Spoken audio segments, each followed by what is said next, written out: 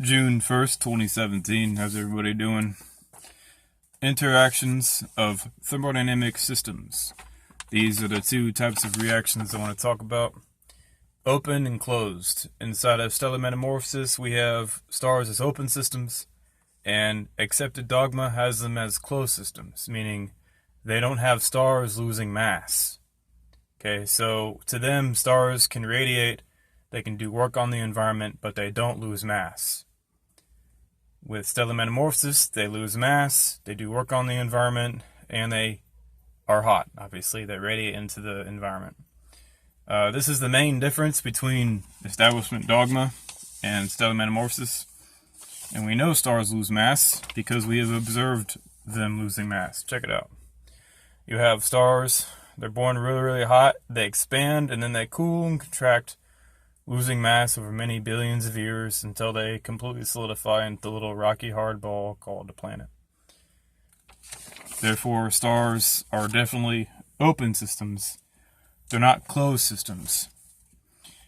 Here we have a little book excerpt that I printed out. It says here, we see the star, so it cannot be an isolated system.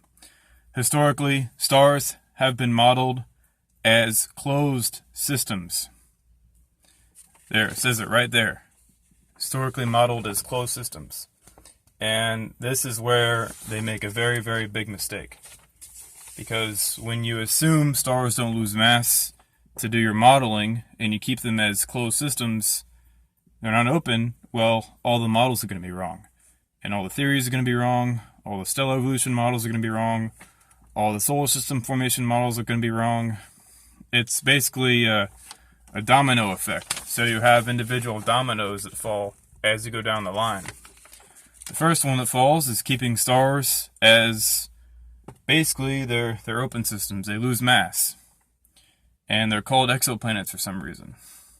So we have actual observations of stars that have lost the majority of their mass. The establishment continues to call them exoplanets and brown dwarfs.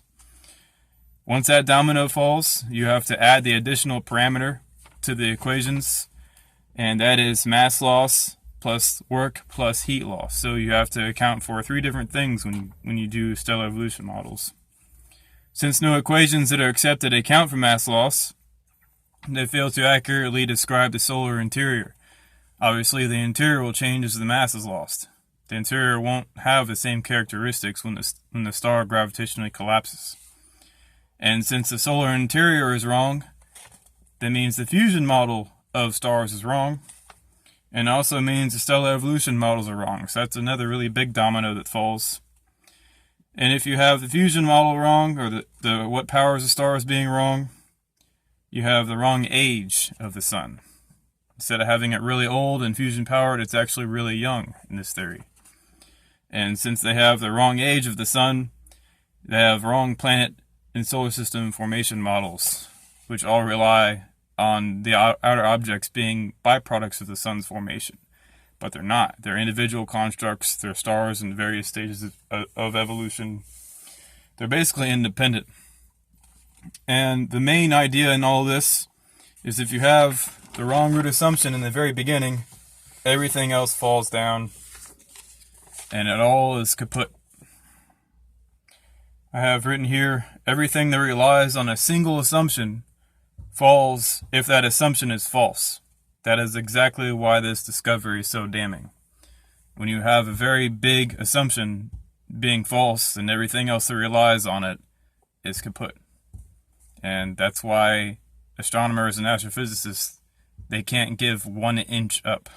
If they let go of 1 inch, it's just going to be a big domino effect and everything else is going to collapse. Alright, y'all. Later.